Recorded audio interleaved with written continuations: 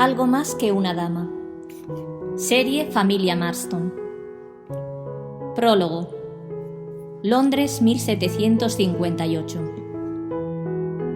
Según recordaba la duquesa de Westmont, el día que dio a luz por segunda vez era una radiante mañana de primavera de 1748.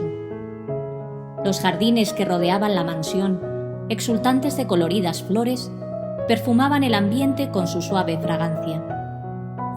Su primer embarazo había sido difícil, pero había cumplido con su obligación y le había dado a su marido no solo el esperado heredero, sino también 2 varones más, puesto que había dado a luz trillizos. Por eso, el nacimiento de una niña había llenado de alegría su corazón de madre.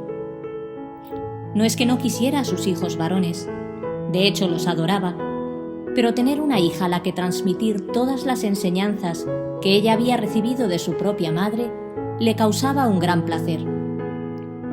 Le enseñaría el arte del bordado y la costura, a dirigir una mansión y el servicio que estaría a su cargo cuando la muchacha se esposase, a conversar con gracia y donaire, y todas las cosas necesarias para que su pequeña se convirtiese en una gran dama. Lady Eloise, de pie junto a uno de los grandes ventanales que daban acceso a la parte posterior de la mansión, contemplaba los jardines con especial concentración. Los rododendros comenzaban a florecer, pero los rosales todavía se veían desnudos. Tendría que comentárselo al jardinero mayor, tal vez les faltaba abono.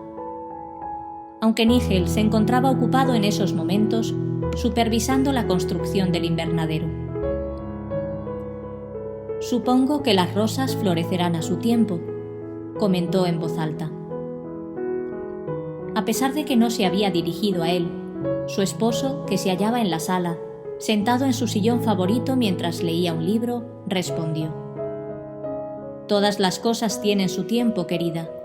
Solo hay que saber tener paciencia». La duquesa sonrió. Había tenido la suerte de hacer un fabuloso matrimonio, no solo porque Charles era el hombre más apuesto de Londres, a su parecer y al de muchas otras damas, a las que tenía que espantar como moscas cada vez que acudían a un baile, y porque tenía el título de duque, que además venía acompañado de una gran fortuna, sino porque se habían casado por amor. Ella era tan solo la hija de un vizconde, pero había coincidido con Charles en una fiesta campestre organizada por Lady Margaret Cavendish, una de sus mejores amigas, que había tenido la suerte de pescar al duque de Portland en su primera temporada. Eloise lo había observado de lejos, admirando su porte y su gallardía, suspirando por él como hacían la mayoría de las jovencitas casaderas en el salón de baile. Margaret había insistido en presentárselo, asegurándole que se enamoraría de ella en cuanto la viese, porque Eloise era, sin duda, la muchacha más hermosa de la fiesta. Y así fue. La duquesa volvió a sonreír al recordar su cortejo. Ciertamente Charles no había tenido paciencia antes de esposarla. Por suerte para ella, y por desgracia para las mayores cotillas de Londres, sus hijos vinieron al mundo exactamente 9 meses después de su boda. Recuerdo una ocasión en la que me dijiste que a veces valía la pena adelantar el tiempo para poder gozar de ciertas cosas. El duque levantó la mirada del libro y esbozó esa sonrisa que Eloise había tachado en tantas ocasiones de pecaminosa. Y lo sigo pensando, querida. ¿Tal vez quieres una demostración? Ella dejó escapar una carcajada musical y sacudió la cabeza, pero avanzó los pasos que la separaban de su esposo. Él dejó a un lado su lectura y le tendió la mano. Cuando ella se la cogió, tiró suavemente hasta tenerla donde la quería, sentada sobre su regazo y con sus brazos rodeándola. Eloise le acarició la mejilla mientras se perdía en la bruma de su mirada gris. Él acercó su rostro y la besó con ternura y delicadeza. Cuando sus labios se separaron, la duquesa dejó escapar un suspiro de satisfacción. «Sigue siendo el hombre más apuesto de Londres», le aseguró al tiempo que reclinaba la cabeza sobre su hombro. «No lo creo», repuso él con una sonrisa. Mis hijos me han robado ese puesto.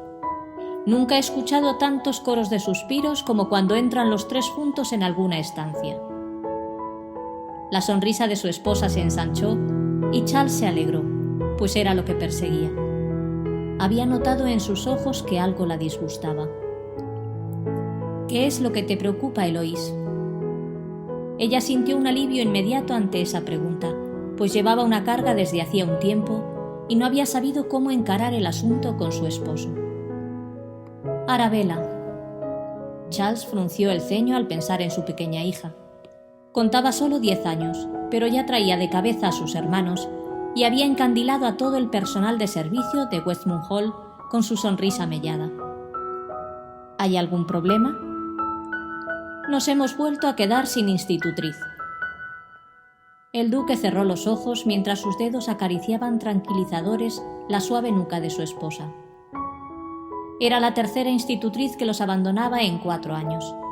Sus hijos varones habían sido revoltosos e inquietos, como todos los muchachos a su edad, pero se habían sometido a la disciplina de sus preceptores. Arabella, en cambio, era una niña tranquila y dulce. El único problema consistía en que se negaba a aprender las tareas propias de una dama.